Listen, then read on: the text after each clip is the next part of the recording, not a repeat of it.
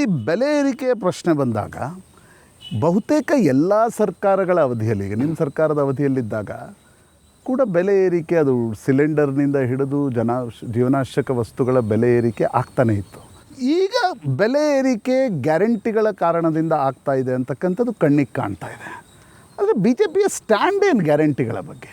ನೀವು ಮಹಾರಾಷ್ಟ್ರದಲ್ಲಿ ಗ್ಯಾರಂಟಿ ಕೊಡ್ತೀರಿ, ಮಧ್ಯಪ್ರದೇಶದಲ್ಲಿ ಗ್ಯಾರಂಟಿ ಕೊಡ್ತೀರಿ, ದಿಲ್ಲಿಯಲ್ಲಿ ಕೊಡ್ತೀರಿ, ಹರಿಯಾಣದಲ್ಲಿ ಕೊಡ್ತೀರಿ, ಕರ್ನಾಟಕದಲ್ಲಿ ಮಾತ್ರ ನಿಮ್ಮ ಬಿ ಜೆ ಪಿ ನಾಯಕರು ಗ್ಯಾರಂಟಿಯನ್ನು ವಿರೋಧಿಸ್ತಾರೆ. ಪ್ರಶಾಂತ್ ಅವರೇ, ಭಾರತೀಯ ಜನತಾ ಪಾರ್ಟಿ ಗ್ಯಾರಂಟಿಗಳನ್ನು ವಿರೋಧಿಸೋದಿಲ್ಲ. ಕಾರಣ ಏನು ಅಂತ ಹೇಳಿದ್ರೆ, ಕಾಂಗ್ರೆಸ್ ಪಕ್ಷ ಕಳೆದ ವಿಧಾನಸಭಾ ಚುನಾವಣೆ ಸಂದರ್ಭದಲ್ಲಿ ಈ ಗ್ಯಾರಂಟಿಯ ಕಾರ್ಯಕ್ರಮಗಳ ಆಧಾರದ ಮೇಲೆ ರಾಜ್ಯದಲ್ಲಿ ಅಧಿಕಾರಕ್ಕೆ ಬಂದಿದೆ. ರಾಜ್ಯದಲ್ಲಿ ಅಭಿವೃದ್ಧಿ ಕೆಲಸ ಕಾರ್ಯಗಳನ್ನು ಮಾಡ್ತೇವೆ ಅಂತೇಳಿ ಭರವಸೆ ಕೊಟ್ಟು ಬಂದಿದೆ.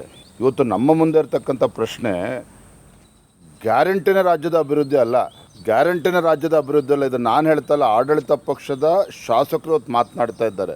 ರಾಜು ಕಾಗೆ ಅವರು ಆತ್ಮಹತ್ಯೆ ಮಾಡ್ಕೊಳ್ತೇನೆ ಅನ್ನೋ ಮಾತನ್ನು ಕೂಡ ಹೇಳಿದ್ದಾರೆ. ಆರ್ ವಿ ದೇಶಪಾಂಡೆ ಅಂತಕ್ಕಂಥ ಒಬ್ಬ ಹಿರಿಯ ಶಾಸಕ, ಮಾಜಿ ಸಚಿವರು, ನಮ್ಗೆ ಆ ಕ್ಷೇತ್ರಗಳ ಅಭಿವೃದ್ಧಿಗೆ ಅನುದಾನ ಸಿಗ್ತಾಯಿಲ್ಲ ಅಂತ ಹೇಳ್ತಾ ಇದ್ದಾರೆ. ಬಿ ಆರ್ ಪಾಟೀಲ್ ಏನು ಹೇಳಿದ್ದಾರೆ ತಾವು ನೋಡಿದಿರಿ. ಒಟ್ಟಾರೆಯಾಗಿ ಈ ಕಾಂಗ್ರೆಸ್ ಸರ್ಕಾರ ಅಥವಾ ಮುಖ್ಯಮಂತ್ರಿಗಳು ಅಥವಾ ಡಿ ಕೆ ಶಿವಕುಮಾರ್ ಅವರು ಈ ಗ್ಯಾರಂಟಿನ ಅಭಿವೃದ್ಧಿ ಅನ್ನೋ ರೀತಿ ಬಿಂಬಿಸ್ತಾ ಇದ್ದಾರೆ. ನನ್ನ ಪ್ರಶ್ನೆ ಅಥವಾ ರಾಜ್ಯದ ಮುಖ್ಯಮಂತ್ರಿಗಳಿಗೆ, ಹಣಕಾಸು ಸಚಿವರಿದ್ದಾರೆ ಅವರು, ನಿಮ್ಮ ಸರ್ಕಾರ ಬಂದು 20 ತಿಂಗಳಲ್ಲಿ 50ಕ್ಕೂ ಹೆಚ್ಚು ಅಗತ್ಯ ವಸ್ತುಗಳ ಬೆಲೆ ಏರಿಕೆಯನ್ನು ಮಾಡಿದ್ದಾರಲ್ಲ, ಎಲ್ಲಿ ಹೋಗ್ತಾ ಇದೆ ಹಣ? ಎಲ್ಲ ಎಲ್ಲಿ ಹೋಗ್ತಾ ಇದೆ? ರಾಜ್ಯದ ಅಭಿವೃದ್ಧಿಗೆ ಎಷ್ಟು ಹಣ ಕೊಟ್ಟಿದ್ದಾರೆ?